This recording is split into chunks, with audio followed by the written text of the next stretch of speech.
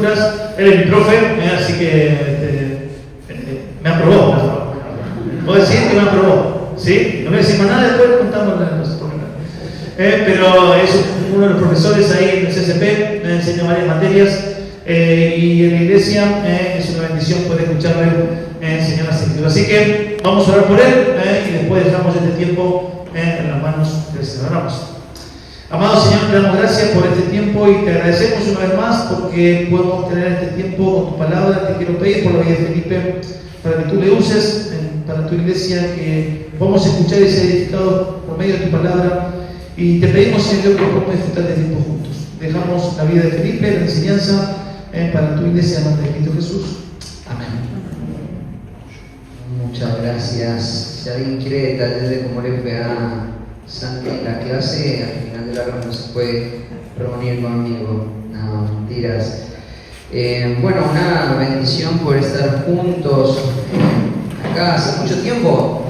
Que teníamos ganas de venir y compartir este tiempo con la iglesia acá hace muchísimo tiempo y bueno, por una razón u otra no nos está dando la oportunidad y bueno, damos gracias al Señor por eso, ¿no? Así que damos muchísimas gracias al Señor también que nos permitió llegar hoy bien. Salimos tempranito a la mañana con un grupo de hombres. Originalmente iba a venir con mi familia, pero bueno, al final el Señor acomodó las cosas de una forma distinta y pudimos llegar, así que estamos muy contentos de estar acá. Así que ustedes vinieron a escuchar la palabra, vamos a ir a las Escrituras, vamos a ir al libro de los Hechos, capítulo 6. Y en realidad no es todo el capítulo 6 lo que vamos a estudiar estos 4 días, son solamente, estos 3 días, perdón, son solamente los versículos 1 al 7. Y en esta noche vamos a estudiar el versículo 1 solamente, ¿sí? Solo déjenme, yo suelo imprimir mis sermones, soy de la vieja escuela y hoy me vine con este aparato y no lo sé usar. Déjenme un segundito, a ver cómo es esto.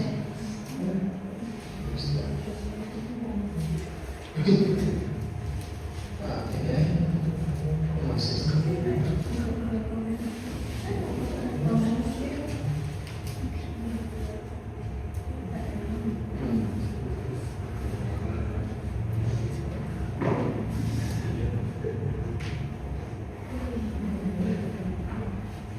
Ahora sí, pasa que esto me cuesta entenderlo un poquito, pero acá está.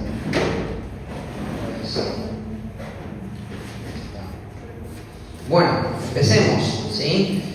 El título de toda esta serie de estudios va a ser el mismo, viviendo una vida fiel en medio de una iglesia imperfecta. Y una de las cosas que veo en las páginas de las Escrituras es que Dios, cuando revela su verdad acerca de los héroes bíblicos, los personajes bíblicos, el Señor se encarga de mostrar una imagen integral de las personas que pone por delante. No vemos en las Escrituras ese concepto del prócer o esa persona intachable, impecable, que no tiene defectos, y aún con aquellos que Dios había elegido para que sean un ejemplo, ¿sí? Y cuando entras al libro de los Hechos, una de las cosas que vos vas a notar en los primeros capítulos es que el autor del libro de los Hechos va a poner por delante una iglesia, va a gastar muchísimo tiempo explicando y detallando y dando información acerca de una iglesia en particular, que es la iglesia de Jerusalén. Pero antes de adentrarnos en toda la información que la Biblia nos va a dar acerca de esta iglesia, me gustaría contarte algunas cositas que son importantes de entender del libro de los Hechos. En primer lugar, cómo se dio la existencia del libro de los Hechos. ¿Cómo ocurrió? ¿Cómo se escribió? ¿Por qué se escribió? Este libro fue escrito por un hombre que se llamaba Lucas. Fue un hombre que acompañó a Pablo en sus viajes misioneros. Y en un momento, evidentemente, un hombre de la iglesia de una ciudad que se llamaba Antioquía vio la necesidad de darle forma a la explicación de cómo el cristianismo había surgido y cómo se había desarrollado, cómo el cristianismo había tomado su forma. Este libro se escribió más o menos 30 años después de que el Señor Jesucristo había resucitado y había ascendido. Entonces Lucas en un momento se propone escribir este libro, y no solamente este libro, sino también el Evangelio de Lucas. Esto es algo también muy importante. Por más de 300 años, el libro de Lucas, el Evangelio según San Lucas, y el libro de los Hechos fueron un solo libro en 2 tomos, viajaban siempre juntos. Fue un libro que siempre estaba junto con el Evangelio de Lucas. Entonces, en cierta medida, el libro de Lucas y el libro de Hechos comparten muchísimos elementos. Primero, el autor, pero además de eso, comparten el propósito. Si vos querés entender por qué razón se escribió el libro de los Hechos, tenés que ir al libro de Lucas, capítulo 1, versículo 4. Y me encanta, tenemos una muy buena traducción de la Reina Valera, pero hay una traducción que también es muy buena, que se llama la Biblia de las Américas, que capta un poco más la esencia del propósito de por qué el libro de Lucas y el libro de Hechos fueron escritos. Y ahí en el capítulo 1, versículo 4 del libro de Lucas dice que Lucas escribió estas cosas para que sepas con precisión la verdad en la que has sido enseñado. ¿Qué quiere decir esto? El Evangelio de Lucas y el libro de los Hechos tienen un mismo propósito. ¿Cuál es ese propósito? Brindarle a los creyentes una pintura completa de dónde vienen los cristianos y cómo lucen los cristianos. ¿Qué significa ser un cristiano? Ese es el todo del libro de los Hechos. Cada historia que vos ves en Lucas va a contar cómo se originó el cristianismo, y va a poner a Cristo como el personaje principal. Cristo es el fundamento del cristianismo, Cristo es la piedra angular del cristianismo. Cristo, además de ser la piedra angular del cristianismo, va a ser la piedra, el fundamento de la iglesia, y a eso lo vamos a ver en todo el Evangelio de Lucas. Pero después de que Lucas pone ese fundamento, en el libro de los Hechos va a precisar la imagen de cómo un cristiano se ve. Entonces, cada historia, cada una de las historias que nosotros vemos en el libro de los Hechos va a trabajar para contribuir en este propósito. ¿Qué propósito? Darte una imagen clara de cómo luce un cristiano, qué valora un cristiano, cómo reacciona un cristiano, cuáles son sus acciones en determinados escenarios. Todo eso es para que vos entiendas de manera precisa qué significa ser un cristiano. Este libro fue escrito para un hombre y se cree que hay muchas razones por qué se la escribió a ese hombre. Si vos lees Hechos capítulo 1, habla de que un hombre que se llamaba Teófilo, muchos creen que esto es un apodo de un hombre que se le asignó a alguien que estaba metido en la política de aquel tiempo, que se había convertido. Hay un título que vemos ahí que es excelentísimo. Esa palabra excelentísimo refiere de que Lucas, además de que tiene la idea de precisar, de esbozar, de dibujar de una manera precisa lo que significa ser cristiano, tiene en mente a alguien particular. Es un hombre gentil, es un hombre que no tiene trasfondo bíblico, es un hombre que probablemente se ha convertido y que Lucas está tratando de hacer una influencia en su vida. Pero además de eso, Lucas sabe que darle esta obra literaria, esta historia del libro de Lucas y el libro de los Hechos a este hombre, muy probablemente va a servir para que ese hombre se encargue, ya que tiene los medios, de propagar esa historia por todo el mundo conocido, para todas las iglesias. Entonces, Lucas está pensando en una persona puntual para que reciba esta historia, pero además tiene un propósito puntual: darle una imagen clara de qué significa ser un creyente, qué significa ser un cristiano.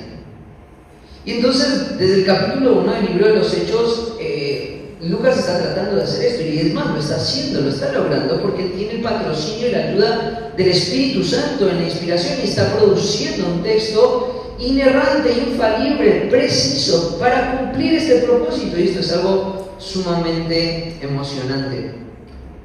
Ahora, si vos unís todos estos elementos, ahora lo que tienes que seguirme es en cómo fue avanzando el pensamiento del autor hasta llegar al capítulo 6, porque es muy importante.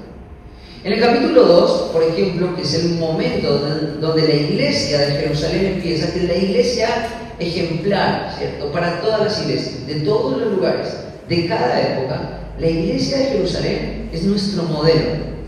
Y todas las iglesias lo entendían así. Si vos, por ejemplo, vas al libro de 1 de Tesalonicenses, capítulo 2, te vas a dar cuenta de que Pablo le dice que la iglesia de Tesalónica, él va a alabar la iglesia de Tesalónica porque tenían una cualidad, una característica. ¿Y cuál era esa característica?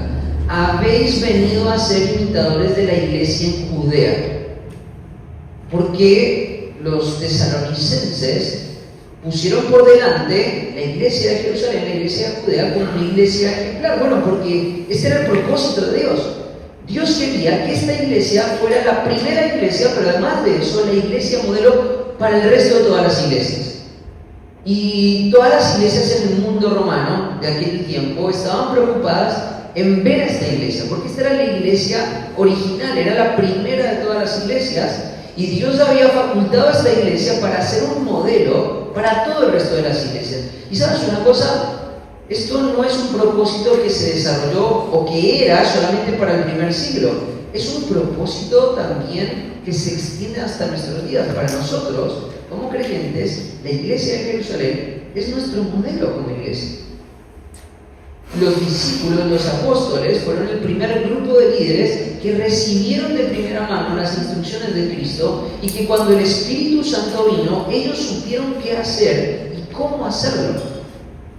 Porque el Señor Jesucristo los había entrenado en el entendimiento del reino de Dios y la iglesia va a ser una de esas expresiones del reino de Dios. Entonces en el capítulo 2 vos vas a ver que los creyentes están ahí, ¿cierto? Bueno, en realidad en el capítulo 1 ellos están juntos, ellos están unánimes, ellos están obedientemente aguardando a que venga la manifestación del poder de Dios después de la resurrección de Cristo. Cristo ha ascendido, ¿cierto? Y ha garantizado que ellos van a ser testigos en todos los lugares, en Jerusalén, en Judea, en Samaria, en todo el resto de la tierra. Y de repente hay un montón de cristianos que están convocados en un lugar, en una terraza, ¿cierto? En el capítulo 1, versículo 21, están ahí, ¿cierto? Juntos, y están todos orando unánimes, y de repente en el capítulo 2 viene el Espíritu Santo sobre los creyentes que estaban ahí convocados. Y hay un estruendo. Y en ese estruendo las personas llegan, ¿cierto? Y van a ver qué es lo que está ocurriendo y de repente ven a los creyentes de estar encerrados en oración y ahora están públicamente hablando. Y ahora tienen toda la atención del pueblo de Israel. Y ahí empieza la iglesia, es el comienzo, la inauguración de la iglesia. Y entonces empieza Pedro a predicar. Y en realidad no es una única predicación lo que Pedro va a hacer, va a hacer muchas predicaciones, pero Lucas va a tomar la primera predicación de Pedro y la va a esbozar para que veas cuál fue el fundamento de la iglesia. Esto es algo muy importante. La iglesia de Jerusalén fue fundada, iniciada, sostenida, proyectada por medio de la predicación de la palabra.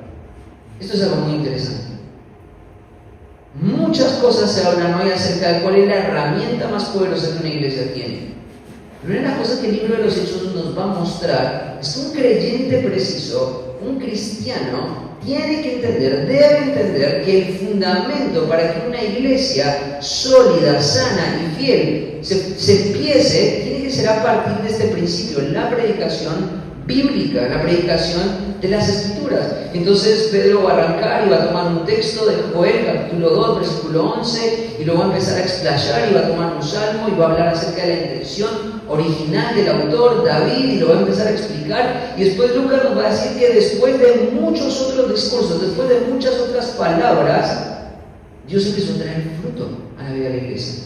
Muchas veces creemos que una sola predicación fue lo que produjo el origen de esa iglesia. En el capítulo 2 ¿cierto? Se dice que más de 3.000 personas se convirtieron, 3.000 varones se convirtieron. Uno pensaría que eso ocurrió a raíz de una sola predicación, pero Lucas dice y te aclara, después de muchos discursos, después de muchas predicaciones, con este formato, con este estilo, con este fundamento, fue que empezaron a convertirse las personas. Y muchas personas empezaron, miles de personas empezaron a ser añadidas a la iglesia. ¿Por qué? Porque los líderes de la iglesia estaban entregados a la predicación de la palabra.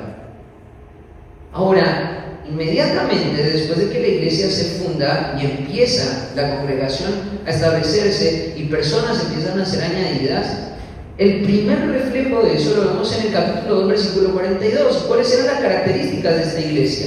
Recordad, no pierdas de vista toda la información. Vamos a avanzar con mucha información, pero voy a tratar de seguir, ¿cierto?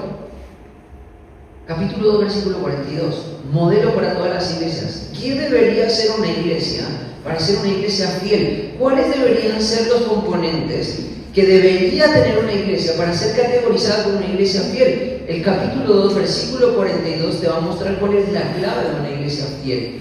Y ellos perseveraban en la doctrina, en la comunión unos con otros, en el partimiento de pan y en las oraciones. Me encanta porque lo que Lucas va a decir, la primera pincelada clara de esta iglesia va a ser la predicación. Pero el efecto de esa predicación también va a ser delineado, va a ser bien pincelado, bien detallado, para que vos lo puedas ver. ¿Y cuál es esa imagen que va a mostrar Lucas? Bueno, una iglesia fiel es una iglesia que persevera en la doctrina. La palabra perseverar ahí es interesante porque la palabra están obstinados en la doctrina. Ellos aman la doctrina, ellos se preocupan por la doctrina. Ellos no tenían la Biblia, el Nuevo Testamento como vos y yo lo tenemos. A duras penas podían llegar a leer copias del Antiguo Testamento. ¿Sabes qué era lo que pasaba? En aquel tiempo se daba la predicación pública, los líderes de la iglesia predicaban y como ellos no tenían ningún recurso escrito, ¿sabes qué hacían? Las verdades que escuchaban el primer día de la semana, el día de la resurrección, se las repetían una y otra vez. Estaban obstinados, no querían perderse ningún detalle. Ellos amaban la predicación que sus líderes les proporcionaban. Formulaban preguntas.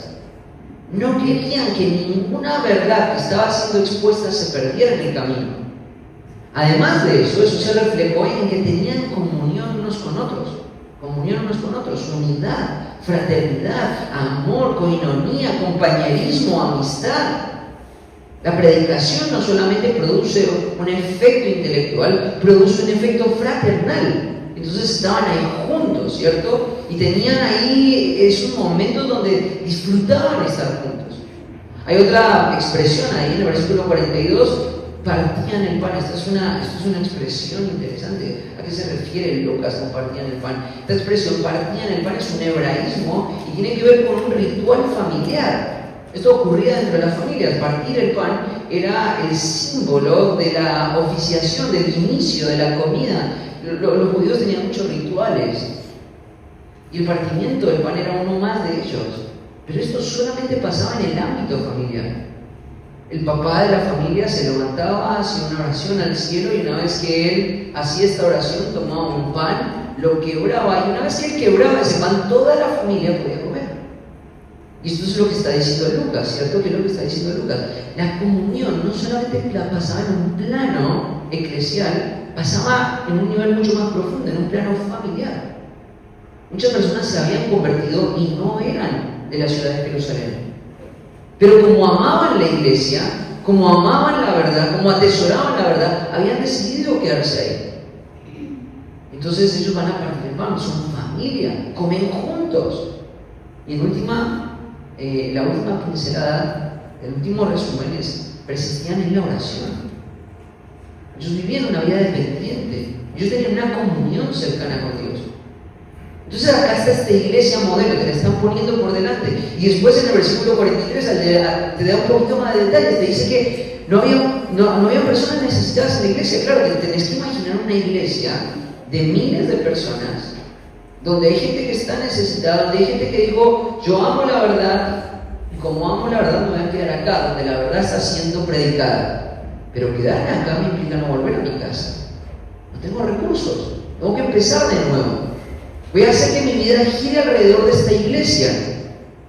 Y entonces, ¿qué empezaron a hacer los creyentes locales? Empezaron a vender sus cosas, empezaron a vender sus posesiones, empezaron a cubrir las necesidades de aquellos que habían decidido quedarse en Jerusalén, porque la verdad estaba siendo dada ahí en ese lugar. Entonces, nadie decía decir suyo propio sus posesiones. Y ahí entonces empieza esa imagen de cómo ser un cristiano en verdad, cómo ser una iglesia fiel. Doctrina, comunión, familiaridad, oración, dependencia, entrega, abnegación unos por otros.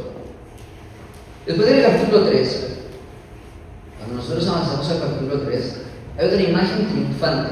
Por un lado te está mostrando la imagen triunfante de la congregación, pero ahora en el capítulo 3 te va a mostrar la imagen triunfante del liderazgo de la iglesia.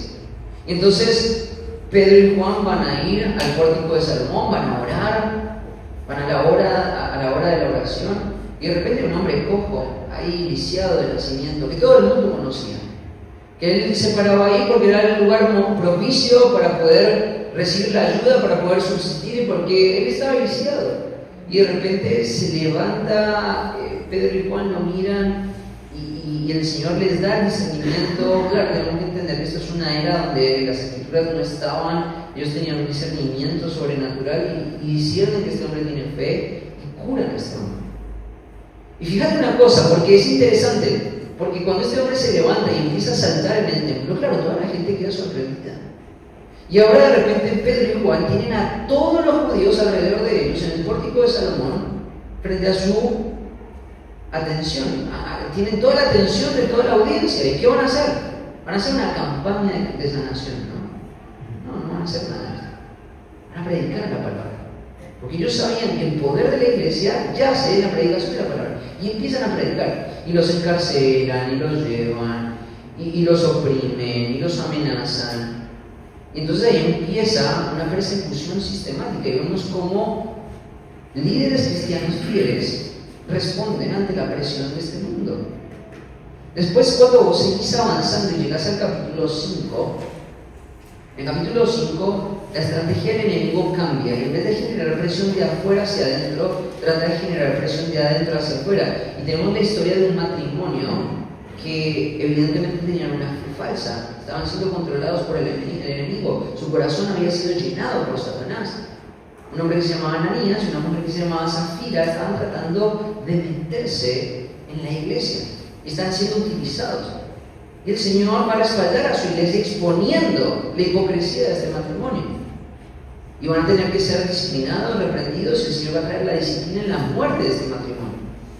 Entonces, todas las imágenes que vos estás viendo, capítulo 1, capítulo 2, capítulo 3, capítulo 4, capítulo 5, son imágenes de triunfo. Amenazas de afuera, amenazas de adentro, dinámicas internas, respuestas correctas.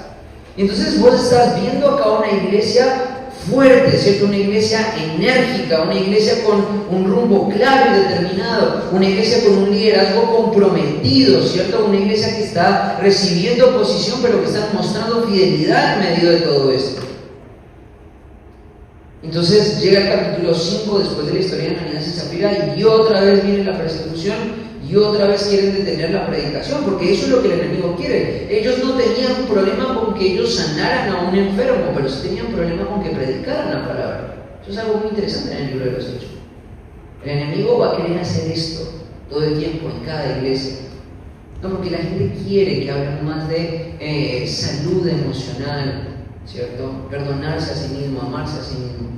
¿Sabes por qué todas esas filosofías están en nuestro tiempo? Porque son la estrategia del enemigo para aplacar lo que verdaderamente trae poder para transformar la iglesia, que es la predicación de la palabra, la predicación fiel de la palabra. Entonces ahí vamos a ver ese trabajo sistemático. Y la iglesia en todas estas escenas triunfa y triunfa y triunfa y triunfa y triunfa, a pesar de la adversidad, a pesar de la oposición, a pesar de los enemigos, a pesar de todos los problemas, la iglesia triunfa, triunfa, triunfa. Y si la descripción de la iglesia de Jerusalén terminara en el capítulo 5, quiero decirte una cosa, hermano, sería muy frustrante para nosotros. Porque si la iglesia de Jerusalén es el ejemplo para todas las iglesias, y la descripción de Lucas se hubiese quedado solo hasta el capítulo 5, y yo veo la realidad de mi iglesia, estaría totalmente oprimido, deprimido en decir, estoy lejos de cumplir la voluntad de Dios. Pero cuando llegas al capítulo 6, viene un alivio en tu corazón. Porque aunque la iglesia de Jerusalén fue una iglesia ejemplar, y es la iglesia ejemplar para cada iglesia, una de las cosas que el Señor se encarga es de ahora mostrar una imagen que también forma parte de la identidad de la iglesia. También forma parte de lo que Dios quiere comunicar. Y recordar el contexto, Lucas quiere comunicar una idea clara de lo que significa ser un creyente. Cada historia está comunicando la idea de cómo se ve un creyente preciso. El capítulo 6 va a ser un ejemplo de esto también. Esto también va a contribuir al propósito de Lucas. Ahora, vamos a ir al capítulo 6 y vamos a ver esta primera sesión que se va a llamar Conviviendo en una iglesia imperfecta. Porque si hay algo que el libro de Hechos en el capítulo 6 va a hacer es mostrarte algo que es muy importante para vos y para mí, principalmente para los líderes de la iglesia. La iglesia es imperfecta. Aunque esta iglesia es ejemplar, aunque esta iglesia tuvo un montón de dinámicas sanas, aunque esta iglesia tuvo una disposición diligente en honrar al Señor, aunque esta iglesia hizo frente a los enemigos que se oponían a la voluntad de Dios, seguía siendo una iglesia imperfecta. Eso es lo que vamos a ver en el capítulo 6. Mira lo que dice, vamos a leer todo la sección que vamos a estudiar en estos días, ¿sí? Y vamos a ir desglosándola. Mira lo que dice el capítulo 6, y gracias al Señor por el capítulo 6 del libro de Hechos. En aquellos días, como creciera el número de los discípulos, hubo murmuración de los griegos contra los hebreos, de que las viudas de aquellos eran desatendidas en la distribución diaria. Entonces los 12 convocaron a la multitud de los discípulos y dijeron: no es justo que nosotros dejemos la palabra de Dios para servir a las mesas. Buscad pues, hermanos, de entre vosotros a 7 varones de buen testimonio, llenos del Espíritu Santo y de sabiduría, a quienes encarguemos de este trabajo. Y nosotros persistiremos en la oración y en el ministerio de la palabra. Versículo 5. Agradó la propuesta a toda la multitud y eligieron a Esteban, varón lleno de fe y del Espíritu Santo, a Felipe, a Procoro, a Nicanor, a Timón, a Parmenas, a Nicolás, prosélito de Antioquía, a los cuales presentaron ante los apóstoles, quienes orando les impusieron las manos. Versículo 7. Y crecía la palabra del Señor, y el número de los discípulos se multiplicaba grandemente en Jerusalén. También muchos de los sacerdotes obedecían a la fe. Obedecían a la fe. ¿Te das cuenta? Acá estamos frente a un escenario totalmente nuevo, totalmente distinto. Capítulo 3, enemigos de afuera atacando a la iglesia. Capítulo 5, el enemigo plantando enemigos desde adentro, tratando. Pero hasta ahora no habíamos visto una escena donde creyentes verdaderos fueran el desafío para la estabilidad de la iglesia. Este es el primer escenario. Entonces quiero que veas que en esta iglesia sólida, en esta iglesia fiel, en esta iglesia que ha sido creada, fundada y afirmada sobre un fundamento sólido, tenía creyentes imperfectos. Una iglesia ejemplar es una iglesia imperfecta. Y si estás, digamos, buscando una iglesia donde todas tus expectativas se cumplan, hay algo que tienes que saber: eso nunca va a pasar. La iglesia es imperfecta. Y lo que hoy quiero mostrarte es cómo un creyente preciso responde ante la imperfección de la iglesia. Entonces estamos en esta sesión 1, conviviendo en una iglesia imperfecta. Conviviendo en una iglesia imperfecta, sabiendo que toda iglesia tiene desafíos. Toda iglesia tiene desafíos. Fíjate algunos de los desafíos que está teniendo la iglesia de Jerusalén. La iglesia de Jerusalén. Mira, ahí arranca hablando en aquellos días. Vamos a centrarnos solamente en esas pequeñas palabras, en aquellos días. Lo primero que Lucas va a hacer en este pasaje es contarte la historia, una historia que está ocurriendo adentro de la iglesia. Ahora, tenés que entender también algo muy interesante, ¿no? Esta iglesia todavía sigue existiendo. Muchos creyentes que formaron parte de esta iglesia seguían existiendo. ¿Cómo te sentirías vos si alguien que formaba parte de la iglesia se dedicara a sentarse con un historiador que un día viene y le empieza a detallar los pecados que la iglesia está cometiendo? ¿Cómo te sentirías si en algún escrito o en alguna historia un historiador viniera y dijera, bueno, voy a usarlo a Lema, perdón Emma, porque sos el que más conozco. Un día Emma empezó una murmuración en la iglesia de Corrientes, ¿cierto? Y lo empieza, y escriben un libro. Y no solamente escriben un libro, sino que ahora lo empiezan a copiar. Y lo empiezan a desparramar por todo el mundo, ¿cierto?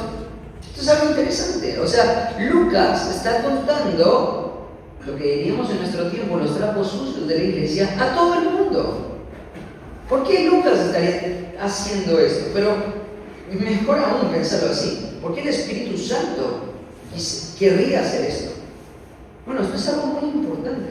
Tienes que entender que todo esto que va a narrar Lucas acá lo va a hacer con la intención de que vos entiendas de que no va a haber una iglesia perfecta nunca. Esta es la iglesia modelo para todos, pero esta iglesia que es modelo para todos es imperfecta. Y lo primero que te va a decir es en aquellos días, en los días donde esta iglesia estaba haciéndole frente. Y en aquellos días va a maximizar la idea y el error que estaba ocurriendo dentro de la iglesia. ¿A qué se refiere con aquellos días? Bueno, vamos a tratar de tener que entender un poquito el contexto de lo que se está diciendo acá. Si vos vas un poquito más atrás, capítulo 5, versículo 42, fíjate lo que dice. Y todos los días, capítulo 5, versículo 42, todos los días en el templo y por las casas no cesaban de enseñar y de predicar a Jesucristo. ¿Qué días? Todos los días. Los 12 líderes de la iglesia de Jerusalén no tenían un día libre. No tenían un día libre. ¿Imaginas un trabajo donde vos no tenés franco? Eso acá en Argentina sería algo imposible de imaginar, ¿no? Porque eso es un derecho. Soy un trabajador y yo me merezco mi descanso. Pero acá está diciendo que los líderes de la iglesia de Jerusalén, todos los días, y como lo está diciendo el Espíritu Santo, no hay lugar a exageración. Cada día de la semana, lunes, martes, miércoles, jueves, viernes, sábado, domingo, todos los días, por las casas y en el templo, no cesaban de predicar la palabra. La agenda de los líderes de la iglesia estaba sumamente abarrotada de actividades. Si vos vas un poquito más atrás, ¿cierto? Si vos vas un poquito más atrás, te vas a encontrar con la idea de que, mira lo que dice ahí, versículo 40, y convinieron, vamos a ir de atrás, mira lo que dice, y convinieron con él, y llamando a los apóstoles, versículo 40 del capítulo 5, después de azotarlos, les intimaron que no hablasen en el nombre de Jesús y los pusieron en libertad. Y ellos, saliendo de la presencia del concilio, gozosos de haber sido tenidos por dignos de padecer afrenta por causa del nombre. En aquellos días, ¿sabes a qué se está refiriendo Lucas con aquellos días? Los días cuando ellos estaban todos los días predicando en el templo, en las casas, no había un día libre. Pero en aquellos días, ¿qué días? Los días donde ellos los líderes de la iglesia, habían sido llevados a un tribunal, en un ámbito judicial, estaban siendo juzgados por los líderes de la nación. Y entonces, ¿qué van a hacer con estos hombres? De una manera totalmente injusta, los van a azotar y los van a amenazar para que no sigan predicando. ¿Y saben cómo van a salir estos hombres de la cárcel totalmente azotados? Contentos, los líderes de la iglesia. Contentos de haber sido tenidos por dignos de sufrir por causa del nombre de Cristo en aquellos días. Ellos están todos los días ocupados. Ellos no atendieron a la amenaza, a la intimidación de los líderes. Ellos no le prestaron atención. Ellos dijeron, bueno, me azotaron por el nombre de Cristo, ahora que tengo la libertad, ¿sabes qué voy a hacer? Predicar todavía más la palabra en aquellos días. Vamos a ir un poquito más atrás. En el capítulo 5, vamos a ver que ellos no solamente están enfrentando desafíos con la agenda, con la ocupación, con la actividad ministerial. Ellos no están solamente enfrentando los desafíos de la opresión de los líderes, el azote físico, el maltrato físico, la humillación pública. Ellos no solamente están lidiando con eso, ellos van a tener que enfrentar múltiple cantidad de enemigos. En el capítulo 5, mira lo que dice. Versículo 4, bueno, en realidad versículo 3. ¿Por qué llenó Satanás tu corazón para que mintieses al Espíritu Santo. ¿Sabes una cosa? Si hay algo que carga el corazón de un líder, es cuando encuentra hipocresía en la vida de los miembros de la iglesia, de la gente que compone la vida de la iglesia. Quizás uno pasa por alto este pasaje, pero esto es algo que carga el corazón de un pastor. Encontrar hipocresía en la vida de la iglesia, personas que están intencionalmente mostrando una cara frente a la vida pública de la iglesia, pero están viviendo una vida de pecado. Eso es algo que carga mucho el corazón. En aquellos días, un poquito más atrás, capítulo 4, versículo 36, entonces José, a quienes los apóstoles pusieron por sobrenombre Bernabé, que traducido es hijo de consolación, levita natural de Chipre, como tenía una heredad, la vendió y trajo el precio y la puso a los pies de los apóstoles, los líderes de la iglesia.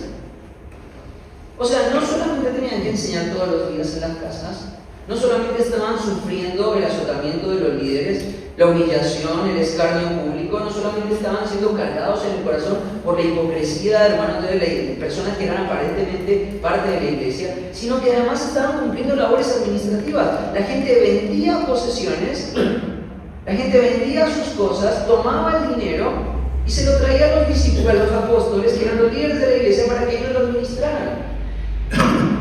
El Señor me ha tenido que llevar a mí por el camino de la contabilidad. No me gusta. Pero el Señor, un día muy jovencito, empecé a trabajar de cadete en una oficina. Un día me puse al lado de un contador y empecé a aprender el trabajo de oficio de contador, y al día de hoy eso me persigue. Soy el contador de la asociación de nuestras iglesias y no me gustan los números, porque la labor administrativa es algo que no me gusta, te carga. Cuando tenés que hacer números, Excel, ¿cierto? Y te tienen que dar los números, porque estás administrando el dinero del Señor. Es una carga muy grande. Hay gente que se está despojando de sus posesiones y vos tenés que administrar eso de una manera honesta, transparente. Mi reputación, la reputación de los líderes está en juego, en la forma en la que ellos administran eso. ¿Sentís la carga? ¿Sentís la carga? Es una carga grande.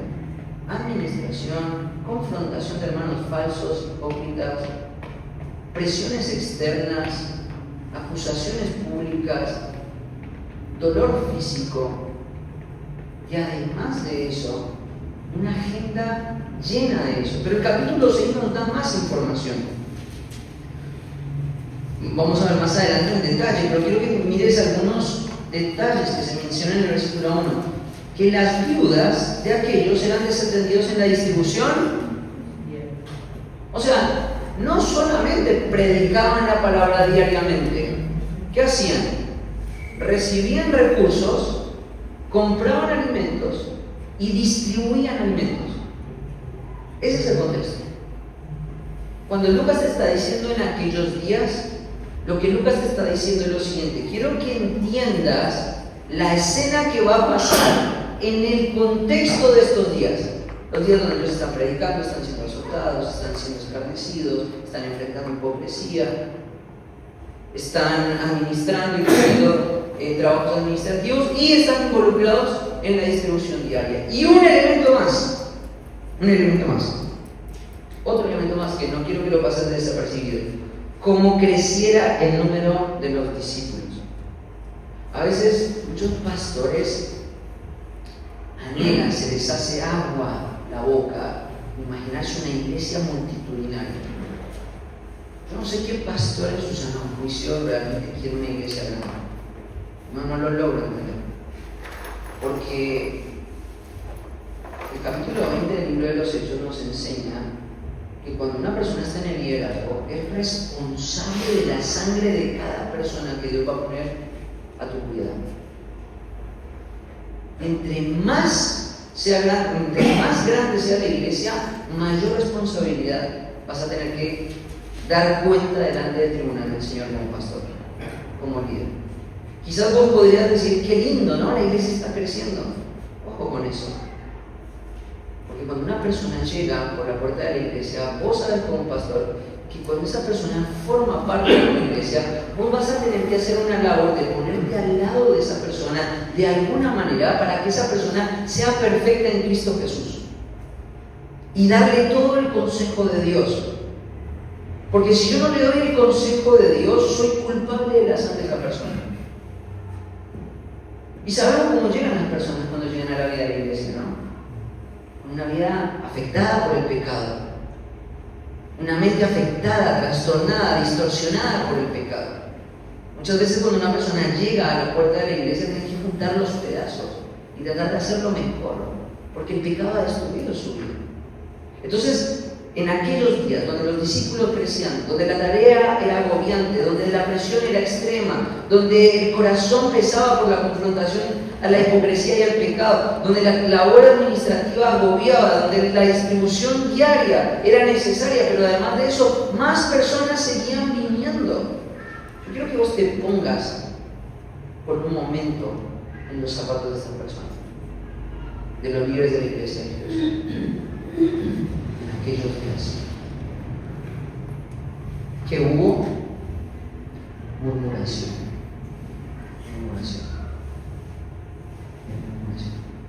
Ya vamos a ir a hacer la murmuración. Pero quiero que entiendas una cosa.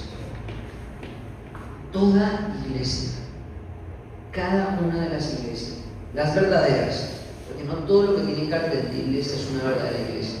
Quiero hacer una clarificación con eso, ¿no?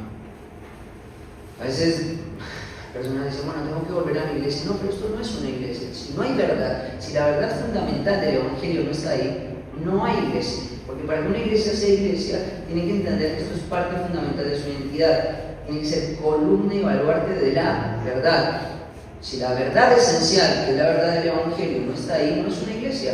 Si se predica un Evangelio trastornado, desfigurado, maltratado, ¿cierto? Deformado, como el Evangelio de la prosperidad, como el Evangelio de obras, ¿cierto? Como todos estos tipos de evangelios que hoy están, el Evangelio social, todo este tipo de evangelios, no es una iglesia. Cuando estamos hablando de la iglesia verdadera de Cristo, ¿sí?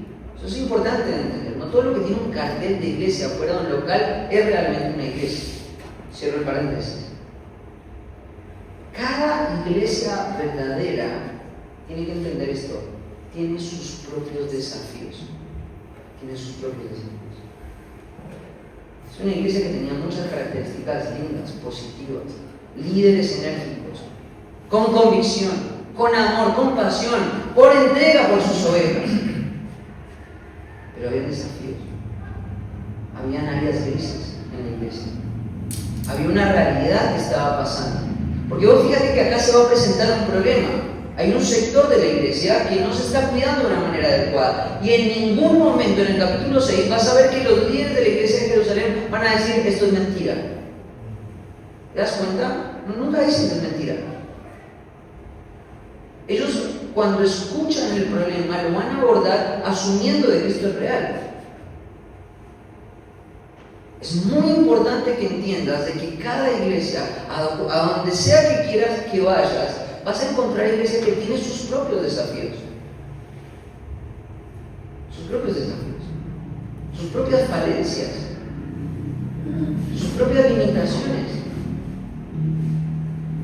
Dios me ha permitido en su gracia, desde muy poquito tiempo de que yo me convertí en mi tercer año en el instituto en Palabra de Vida. Al poquito tiempo que yo me convertí en ese tercer año, a los meses Dios me permitió ir a una conferencia y para mí fue claro que la vocación más alta a la que podía aspirar como hombre era ser un pastor de una iglesia local. Y que no había un trabajo mejor en el mundo que ser pastor de una iglesia local.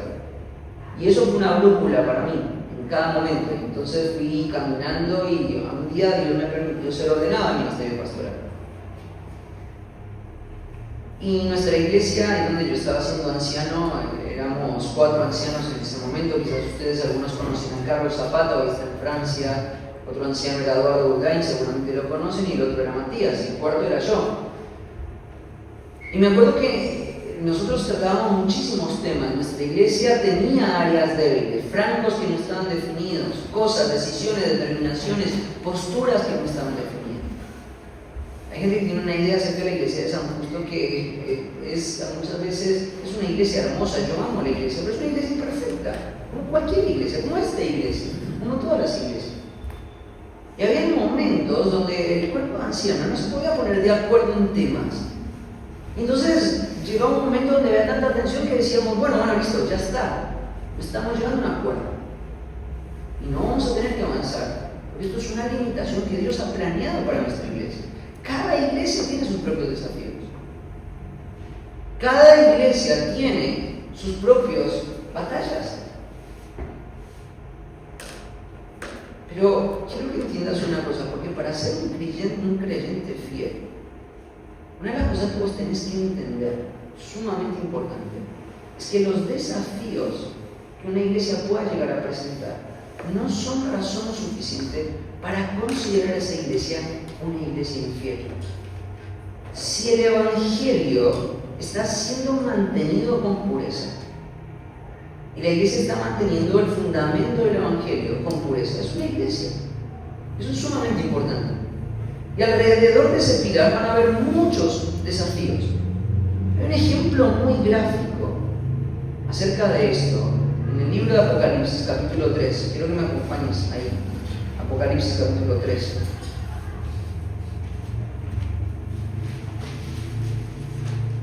Porque la eclesiología, la doctrina de la iglesia que a mí más me gusta es la que enseña el Señor Jesucristo. Ahí en el capítulo 3 tú vas a ver la visión que Cristo tiene acerca de la iglesia. Cristo conoce cada iglesia, conoce cada acierto, conoce cada problema, conoce cada pecado, conoce cada desafío de la iglesia. Y fíjate, en el versículo 18 del capítulo 2 de Apocalipsis, Jesús va a hablar, el Señor Jesucristo va a hablar acerca de los aciertos de esta iglesia, de la iglesia de Tiatira, pero también de los desaciertos de la iglesia de Tiatira. Fíjate lo que dice en el versículo 19. Yo conozco, me encanta, una relación personal de Cristo con una iglesia local. Cuando dice yo conozco tus obras, es a la iglesia local de Tiatira. Conozco tus obras, y amor, y fe, y servicio, y paciencia, y que tus obras postreras son más que las primeras. Pero fíjate lo que dice, los desafíos. En cada iglesia es así. Si vos lees los capítulos 2 y 3, desafíos, el desafío de la iglesia. Pero tengo unas pocas cosas contra ti, que toleras a esa mujer Jezabel, que se dice profetiza, enseña y seduzca a mis siervos a fornicar, a comer cosas sacrificadas a los ídolos, y le he dado tiempo de que se arrepienta, pero no quiere arrepentirse de su fornicación. Y aquí yo la arrojo en cama y en gran tribulación a los que con ella adulteran, si no se arrepiente de las obras de ella. Y sus hijos se irían de muerte, y todas las iglesias sabrán que yo soy el que escudriña la mente y el corazón, y os daré a cada uno según vuestras obras. ¿Cuál es el problema? Están tolerando a una persona que está promoviendo el error adentro de la iglesia. Está promoviendo una teología liberal adentro de la iglesia. Entonces ya sé, como el ángel, la palabra ángel es el emisor, el pregonero, ¿cierto? Ese pastor maestro que está al frente de la iglesia, es el que principalmente debe recibir el mensaje. Está tolerando a esta persona. ¿Qué hacemos cuando una iglesia tiene sus desafíos? Tiene sus problemas. Entonces Jesús le va a decir, es momento de que se vayan a otra iglesia. O es momento de que se dividan como iglesia para que empiecen una nueva iglesia. ¿Qué es lo que va a decir el Señor Jesucristo? Versículo 24. Pero a vosotros y a los demás que están en Tiatira, a cuantos no tienen esta doctrina y no han conocido lo que ellos llaman las profundidades de Satanás, yo os digo, no os impondré otra carga, pero lo que tenéis, retenedlo hasta que yo venga. Al que venciere. ¿Te das cuenta? El Señor no está tomando el desafío de la iglesia, la deficiencia de la iglesia, como una razón para que estos creyentes le den la espalda a la iglesia. ¿Te das cuenta de eso? ¿Qué es lo que hace el Señor con eso? Llama a esos hombres fieles que están viviendo en el contexto de una iglesia imperfecta a que sean fieles, a que venzan en ese trasfondo. Una de las cosas que necesitamos entender es que toda iglesia, cada iglesia, tiene sus propios desafíos. Y los desafíos de la iglesia no deben ser una razón para darle la espalda a la iglesia. Todo lo contrario, los desafíos de una iglesia iglesia deben incentivar mi corazón, tal como Jesús incentivó el corazón de los fieles, a que se mantengan en la sana doctrina, a que se mantengan en la sana enseñanza, a vencer y a retener la forma de las palabras que ellos originalmente habían recibido. Retengan. Si estás buscando una iglesia que no tenga deficiencias, no la vas a encontrar. No la vas a encontrar. Un creyente fiel no ve los desafíos y las deficiencias de la iglesia como un problema, sino como una oportunidad.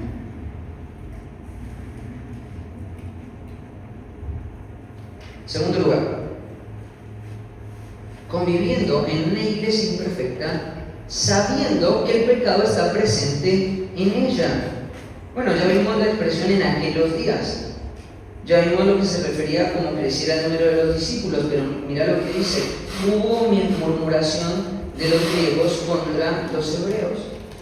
Ahora, murmuración. Esto es tema común, ¿no? Esto es un gran problema. No sé si alguna vez hay alguna persona acá que haya enfrentado un cáncer o haya acompañado a una persona con cáncer o hayas visto a una persona morir por cáncer, ¿cierto? El cáncer es una enfermedad sumamente triste, ¿no? Es una enfermedad que deteriora el cuerpo.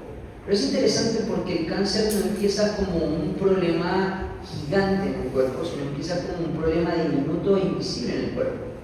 Empieza a veces con una sola célula deteriorada, una pequeña célula. Y esas células deterioradas o cancerígenas tienen una capacidad llamativa, tienen la capacidad de reproducirse. Y cuando crece el cáncer y toma la posesión de un miembro, ¿qué hace? Lo mata.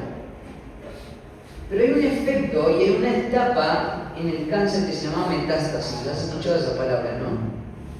¿Qué es la metástasis? Es cuando el cáncer ha pasado de convertirse en un tumor a una expansión incontrolable que se expande hacia todo el cuerpo hasta que finalmente, ¿qué hace? Quita la vida y la persona muere. Entendemos eso, ¿no? Sabemos lo que significa el cáncer. Yo no soy un médico, estoy hablando como un médico, pero entiendo que esos son los lineamientos básicos de un cáncer, ¿no? Bueno, quiero decirte una cosa: la murmuración es el cáncer de las iglesias. Empieza como un asunto no resuelto en el corazón de una persona, que como no lo resuelve, en algún momento lo va a exteriorizar y lo va a hablar con otra persona. Y esa persona va a contaminar a otra persona, y va a contaminar a otra persona. Y va a llegar a un punto, y la murmuración tiene la facultad de matar a todo un cuerpo. Tú decís, ¿en serio? Sí.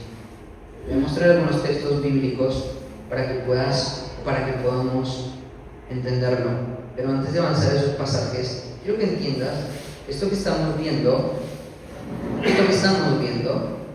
ocurre en el contexto de una iglesia que es ejemplar, es la iglesia modelo. Pues si es una iglesia modelo, podría llegar a tener miembros que tienen la capacidad de destruir toda la iglesia. ¿Sí? Esta iglesia tenía miembros que estaban luchando contra la murmuración, que estaban cayendo en el pecado de la murmuración. Como allá en algunos pasajes. Éxodo capítulo 16. Vemos lo que dice ahí la palabra del Señor, ¿cierto? Versículos 6. Entonces dijo Moisés y Aarón a todos los hijos de Israel: en la tarde sabréis que Jehová os ha sacado de la tierra de Egipto, y a la mañana veréis la gloria de Jehová, porque él ha oído vuestras murmuraciones contra Jehová. Porque nosotros, ¿qué somos para que vosotros murmuréis en contra nuestra? Dijo también Moisés: Jehová os dará en la tarde carne para comer, y en la mañana pan hasta saciaros, porque Jehová ha oído vuestras murmuraciones con que habéis murmurado contra él. Porque nosotros, ¿qué somos? Vuestras murmuraciones no son contra nosotros, sino contra Jehová. Si vos vas más adelante en el libro de Números, Mira lo que dicen las Escrituras. El día siguiente toda la congregación de los hijos de Israel murmuró contra Moisés y Aarón diciendo: vosotros habéis dado muerte al pueblo de Jehová. Y aconteció que cuando se juntó la congregación contra Moisés y Aarón, miraron hacia el tabernáculo de reunión, y era que una nube lo había cubierto y apareció la gloria de Jehová. Y vinieron Moisés y Aarón delante del tabernáculo de reunión, y Jehová habló a Moisés diciendo: apartaos de medio de esta congregación, y los consumiré en un momento. Y ellos se postraron sobre sus rostros, y dijo Moisés a Aarón: toma el incensario y pon en el fuego del altar, y sobre él pon incienso, y ve pronto a la congregación y haz expiación por ellos, porque el furor ha salido de la presencia de Dios, la mortandad ha comenzado. Entonces Aarón tomó el incensario, como Moisés dijo, y corrió en medio de la congregación, y aquí la mortandad había comenzado en el pueblo, y él puso incienso e hizo expiación por el pueblo, y se puso entre los muertos y los vivos, y cesó la mortandad. Los que murieron en aquella mortandad fueron 14.700, sin los muertos por la rebelión de Coré. Después volvió Aarón a Moisés a la puerta del tabernáculo de reunión, cuando la mortandad había cesado. Es una cosa que en el libro de Números se nos cuenta una imagen de cómo Dios responde frente a la murmuración del pueblo que se levanta en contra de los líderes. Me encanta el texto de Éxodo 16 porque Moisés tenía en claro de que toda acusación en contra de los líderes no era en contra de los líderes, era en contra de Jehová y la dirección del Señor.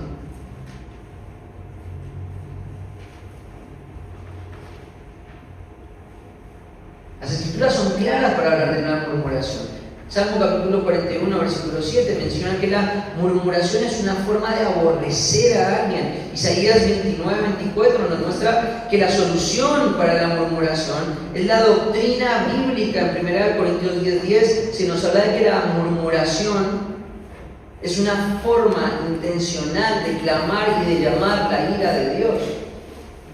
Es un cáncer. Mató al pueblo de Israel, es capaz de matar a la iglesia, es capaz de matar a una congregación.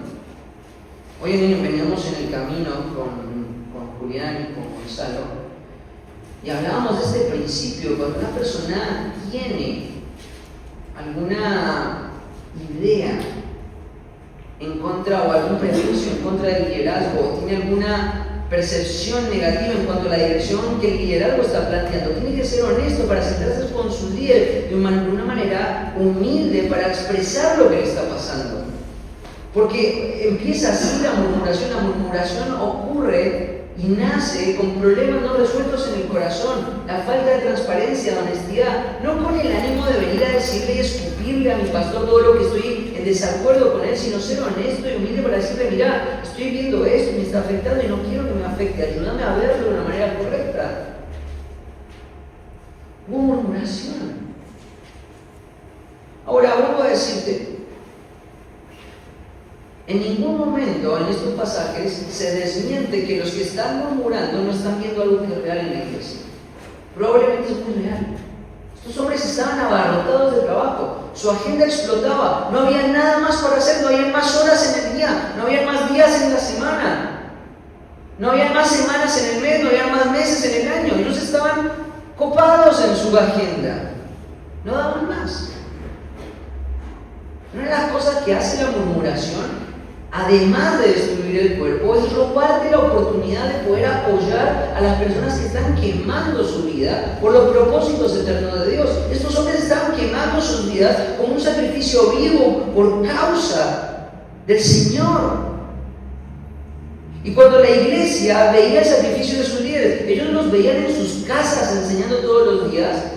Ellos los veían enfrentando la oposición, ellos veían toda la dinámica que estaba pasando en ellos, y en vez de pensar: che, me parece que no van a llegar con una distribución diaria, ¿sabes qué hicieron? Empezaron a murmurar. Pastor, tenés que saber una cosa. Acá hay un paréntesis que es necesario abrirlo.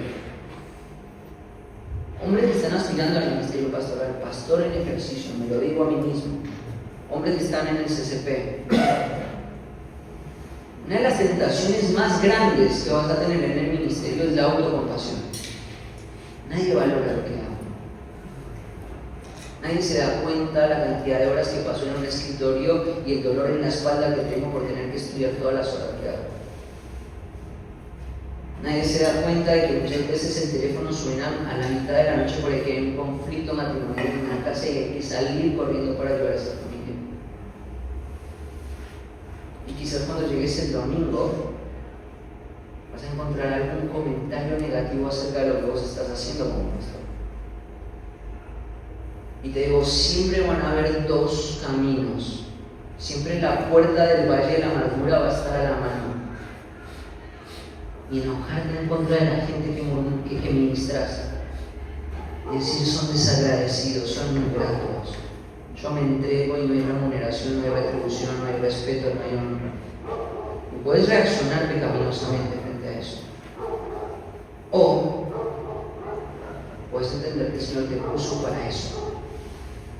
Y hacer lo que Aarón y Moisés hicieron, movilizarse de una manera apresurada para frenar el pecado que en última instancia iba a destruir la vida espiritual de aquellos que murmuraban.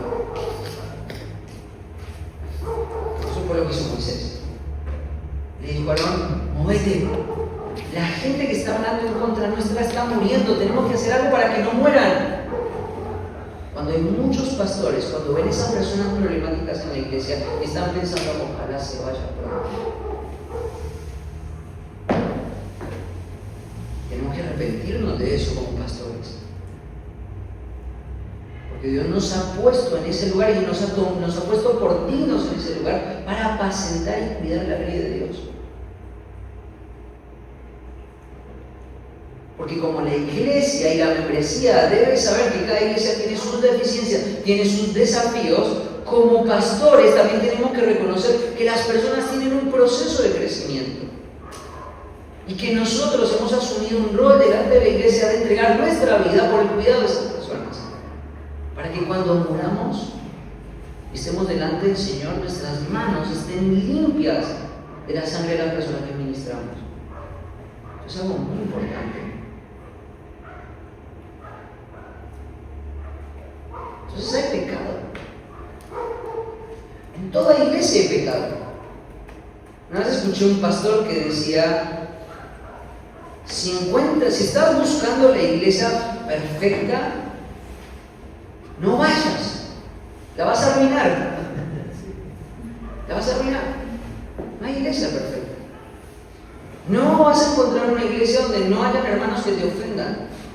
No vas a encontrar una iglesia donde tus líderes no te decepcionen, donde tus líderes no lleguen al nivel de tus expectativas. Nunca la vas a encontrar.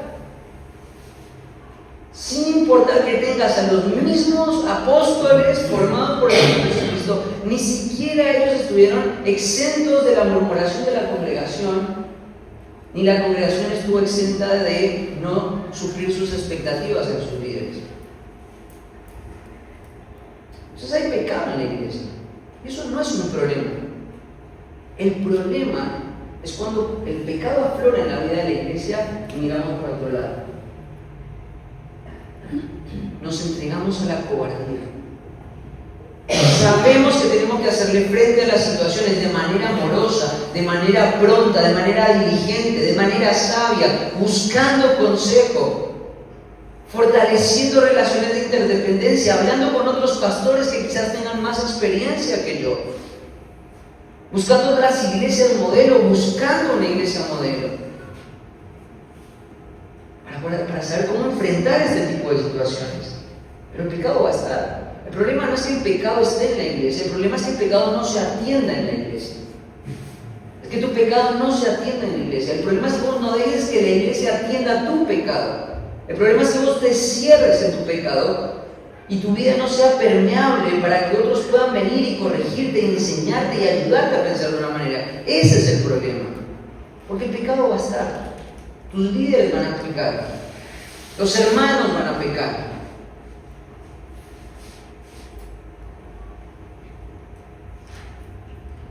Necesitamos entender de que el pecado está presente. Hubo murmuraciones. Pero fíjate cómo termina el versículo 1. Murmuraciones de qué tipo? De que los griegos contra los hebreos, de que las viudas de aquellos eran desatendidas en la distribución diaria. Eran desatendidas. Esta palabra es una palabra desafortunada, desatendidas. Entonces, una cosa, cuidar de los pobres es una prioridad en la iglesia. Ninguna iglesia tiene la libertad de permitir de que en las filas de la iglesia haya alguien que pase hambre o le falte abrigo, sustento, abrigo. Tenemos que garantizar en la iglesia. Si tenemos que vender nuestras posesiones porque hay gente que necesita que sus necesidades básicas sean suplidas, tenemos que hacerlo. ¿Sabes eso? ¿No? Sabemos eso. Tenemos que trabajar para suplir a los que tienen necesidad. Esto es una prioridad. Cuando nosotros vamos al capítulo 15 y se llega a la resolución de que los hombres no deben circuncidarse, aun aquellos que confían en el Señor, sí se dan algunas prescripciones de que los pobres no sean desatendidos, de que las viudas no sean desatendidas, de que los huérfanos no sean desatendidos. Y no está hablando de los huérfanos del mundo ni de las viudas del mundo, está hablando de las viudas que forman parte de la iglesia, los huérfanos que son parte de la iglesia. La iglesia se cuida mutuamente. Y bueno, acá hay un problema, ¿cierto? Y tenés que entender de que vamos a convivir en una iglesia imperfecta, no solo porque sabemos que toda iglesia tiene desafíos, sabiendo de que el pecado está presente en la iglesia, sino sabiendo de que también los líderes tienen que crecer. Como creyente, tengo la expectativa de que mis líderes tengan paciencia conmigo mientras que yo voy creciendo en mi vida espiritual. Pero hay una pregunta que a mí me gustaría hacer. ¿Somos nosotros lo suficientemente pacientes entendiendo de que nuestros pastores también tienen que crecer? Porque muchas veces esta dinámica pasa mucho en la iglesia, ¿cierto? Tenemos una imagen de los pastores de que ellos son personas que no tienen ningún tipo de necesidad. Ellos están siempre parados. Y es verdad, ellos se van a entregar, ellos son hombres que abrazaron el servicio como su estilo de vida. Pero ¿sabes una cosa? Los pastores, los líderes de la iglesia no son personas perfectas. Son personas que también están luchando contra su propio pecado. Son personas que están resolviendo conflictos matrimoniales. Son personas que también tienen presiones económicas. Son personas que todavía están creciendo en la sabiduría de cómo administrar la iglesia. Son personas que tienen áreas flacas, áreas débiles, áreas grises que necesitan fortalecer. Los pastores también tienen un proceso de crecimiento. Me encanta porque esta iglesia tiene un líder muy prominente. ¿Sabes quién es el líder más prominente de esta iglesia? El apóstol Pedro. Y me encanta porque cuando estoy haciendo el libro de los Hechos, voy viendo la progresión del crecimiento de Pedro a medida que va pastoreando la iglesia. Su carácter estaba probado, el fundamento del carácter, los requisitos de 1 Timoteo 3 estaban en su vida. Pero eso no quería decir que ya había llegado a la perfección. Pablo lo dijo, ¿no? No que yo ya lo haya alcanzado, sino que ¿qué hago? Me sigo estirando para alcanzarlo. Y vos ves la vida de Pedro, ¿cierto? Y vos vas viendo la progresión y el trato y la paciencia de Dios para con Pedro, ¿no? Una de las cosas que Dios quería hacer evidentemente en el libro de los Hechos era que los judíos de la iglesia cristiana se dieran cuenta de una vez por todas de que los gentiles debían ser alcanzados con el evangelio. Pero hubo un proceso de 10 años para que Pedro entendiera eso en Hechos capítulo 10. Los líderes también tienen su proceso de crecimiento. Tienes que convivir en una iglesia imperfecta sabiendo de que tiene sus desafíos, sabiendo de que hay pecado en ella, pero esto es muy importante, sabiendo de que tus líderes también necesitan crecer. Y la forma en la que los líderes de la iglesia van a reaccionar, en parte van a mostrar de que ellos tienen que crecer como iglesia. Y vamos a ver cómo ellos crecieron como iglesia. Pero no solamente en la capacidad administrativa crece un líder, en sus cualidades espirituales, en su piedad, en su habilidad para poder identificar su pecado. ¿Sabes una cosa? Yo me acuerdo que esto fue algo que para mí fue algo muy triste. Yo salí de un instituto bíblico, de una iglesia local, como soltero. Tuve 2 años trabajando como soltero y posteriormente empecé una relación de noviazgo con mi esposa. Me casé con mi esposa. Y mi esposa y yo tuvimos un gran problema. Los dos pensábamos que éramos demasiado perfectos cuando nos casamos. Yo era demasiado perfecto y ella era demasiado perfecta. Y cuando dos perfectos se unen, ¿sabes lo que puede pasar, no? Es un caos. Porque ese perfecto no es perfecto, es un terrible orgulloso. Y yo era muy orgulloso, y sigo siéndolo, sigo luchando contra el orgullo. Y yo tenía muchos problemas en mi carácter que no me di cuenta que estaban en mi corazón hasta que me casé. Porque uno siempre piensa que es muy bueno hasta que se casa, ¿no? Cuando te casas y empiezas a ver quién sos, ¿no? Empiezas a ver el egoísmo. Estando soltero no lo es. Y empezaron a haber conflictos, y empezaron a haber situaciones donde había mucha tensión. Y yo no había crecido en una familia donde había tenido un modelo claro de cómo se resolvió un problema en el matrimonio, ni nunca antes había invertido tiempo en mi vida discipulándome en cómo resolver un problema en el matrimonio. Entonces con mi esposa empezamos a hablar con otras personas, con otros líderes de la iglesia, y esto es lo que me decían. Cuando nosotros abrimos nuestro corazón, necesitamos ser ayudados, necesitamos ser corregidos, necesitamos ser instruidos para poder tener un matrimonio que honra al Señor. Me acuerdo que una de las respuestas que nos decían es: ¿cómo? Ustedes salieron de un instituto bíblico. Ustedes no están para recibir, están para dar. Y cada vez que nos decían eso era como si alguien estuviera agarrando una pala y cavando un pozo cada vez más profundo para enterrar mi matrimonio. Y vivía un grado de frustración muy grande. En un momento me acuerdo que yo estaba realmente pensando, bueno, esto fue una seria equivocación.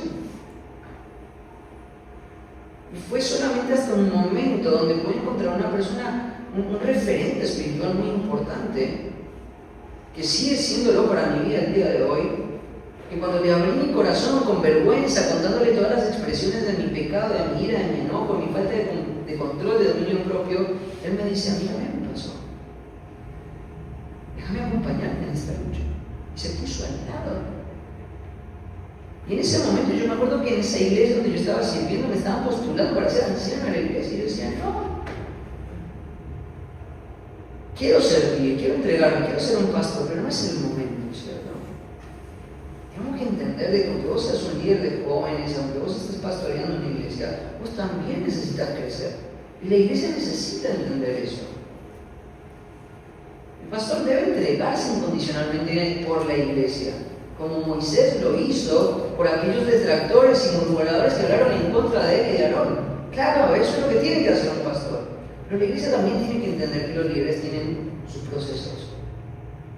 Tienen que crecer, tienen que madurar. Tienen que estimular el crecimiento de sus líderes. Tienen que empujarlos a que tengan relaciones sanas con otros pastores. Tienen que orar para que haya más ancianos y pastores en la iglesia, personas con las que ellos puedan a la par abrir sus corazones y crecer mutuamente, porque ellos también están en una carrera de crecimiento. Yo siempre que estoy en las consejerías en la iglesia, yo muchas veces utilizo esta expresión para recordarme y para recordarle a las personas de que el liderazgo, el ejercicio del pastorado y el servicio de otras personas no es otra cosa que un mendigo diciéndole a otro mendigo dónde encontrar agua. Yo necesito agua, vos necesitas agua, yo te acompaño a que vos la encuentres, pero yo también muchas veces necesito que alguien me diga dónde está el agua. Pues yo también tengo sed. Yo también necesito crecer. La iglesia se perdió una oportunidad hermosa de poder haber visto la necesidad de crecimiento de sus líderes y en vez de murmurar, crear un vínculo de confianza con sus líderes y decir: ¿cómo podemos ayudar con esto que vemos que es un área débil en la iglesia? Perdieron la oportunidad. Pecaron. Pusieron, esto es algo muy interesante, pusieron en riesgo la reputación de los líderes, lo vamos a ver más adelante. Entonces, esta es una imagen muy alentadora. Vos decís: no, Felipe, no es alentadora. Hay pecado, hay deficiencias, hay líderes que necesitan crecer. Esta es la iglesia modelo, no pierdas de vista eso. Si esta iglesia modelo tuvo estos elementos, estos condimentos, ¿por qué no pensar que esta iglesia también es imperfecta? Y de que a pesar de su imperfección, Dios me llama a ser fiel acá, en esta congregación. Y quizás cambiar mi perspectiva de la iglesia, en ver los problemas como problemas, para empezar a verlos como una oportunidad de entrega y de servicio. Espero que estén entusiasmados. Este es tan solo el primer versículo de este hermoso capítulo que nos va a brindar una imagen clara de lo que el Señor espera de nosotros en una iglesia fiel. Oramos y terminamos. Padre del cielo, te damos gracias por este tiempo que tú nos regalas, Señor. Te agradecemos por esta hermosa iglesia, Señor, que tú has hace 9 años comenzado acá, Señor. Tú sabes, Señor, el ánimo, el ejemplo que ha significado para mí el testimonio de esta iglesia y de sus líderes, Señor. Quizás ellos no lo saben, no lo dimensionan, Señor, pero tú sabes que esta iglesia de una manera indirecta ha sido de gran ánimo para mi vida y mi ministerio, Señor. Yo quiero pedirte, Padre, que el testimonio de tu palabra hoy traiga ánimo a ellos, en entender de que esta iglesia no es perfecta, como ninguna otra iglesia lo es. Lo que tú nos llamas, Señor, a vivir una vida fiel en una iglesia perfecta. Ayúdanos a ser pacientes, fieles, perseverantes en aquellos desafíos o deficiencias que nuestras iglesias todavía tienen. Ayúdanos a recordar de que en cada iglesia va a haber pecados, Señor. Lo que mi llamado no es a vivir con una aspiración de que no haya pecado en la iglesia, sino que el pecado sea tratado en la iglesia. Pero también ayúdame a reconocer, Señor, mi necesidad de crecimiento y darle la gracia a mis hermanos de que ellos también puedan reconocer mi necesidad de crecimiento como pastor, como líder, para que puedan acompañarme, orar y nutrir también mi vida espiritual, Señor. Glorifícate en tu iglesia, Señor. Te lo rogamos en el nombre de Cristo Jesús. Amén.